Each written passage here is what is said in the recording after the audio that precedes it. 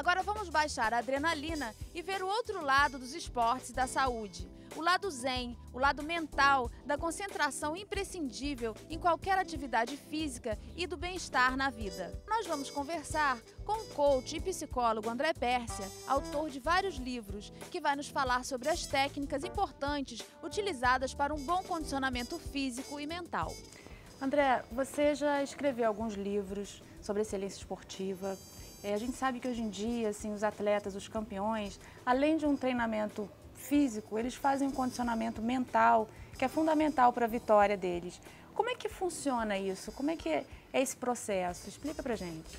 Na verdade, o condicionamento emocional, o trabalho emocional, psicológico, ele é tão importante quanto o treinamento físico, onde você identifica os recursos que são importantes, as suas capacidades, as suas expectativas, porque cada um é um, mas ao mesmo tempo que cada um é um, existe uma coisa comum entre todos nós. Nós temos o mesmo sistema nervoso, o cérebro funciona da mesma maneira. Já se sabe que quando nós queremos implantar algum comportamento e fazê-lo se repetir e se expandir, ele vai funcionar melhor se nós seguirmos alguns determinados padrões. Então, um profissional de coaching na área esportiva é aquele que vai justamente ajudar que o atleta ele realize o seu potencial, ele identifique quais são os seus potenciais, o que ele deseja, até onde ele pode ir, até onde é difícil ou mais desafiador para ele, como lidar com desafios. Uma das coisas mais interessantes, por exemplo, ao assistir o Guga na época que ele jogava tênis, era quando ele errava, ele ia para o fundo da quadra, ele se autotrabalhava, focava, voltava outra pessoa do fundo da quadra. Ele fez um intenso trabalho na área de programação neurolinguística e outras, ou seja, como lidar com desafios, como vencer uma derrota, uma falha. Então tudo isso se aprende. Você pode falar pra gente alguma técnica? Existem técnicas assim rápidas, alguma coisa que você possa mostrar pra gente aqui agora?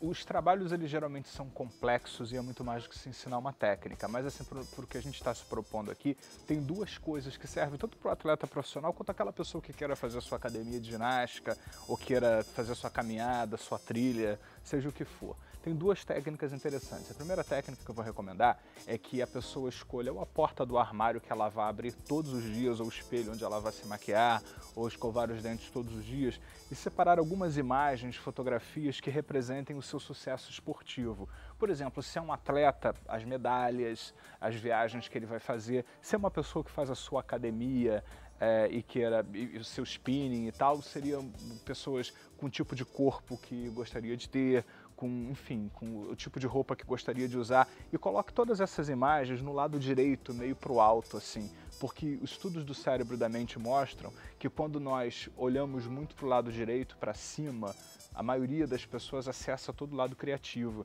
Então, todos os dias, quando você se maquiar ou escovar os dentes e o olho esbarrar, mesmo que seja por alguns microsegundos naquelas fotografias, você automaticamente está programando o seu cérebro para ir naquela direção.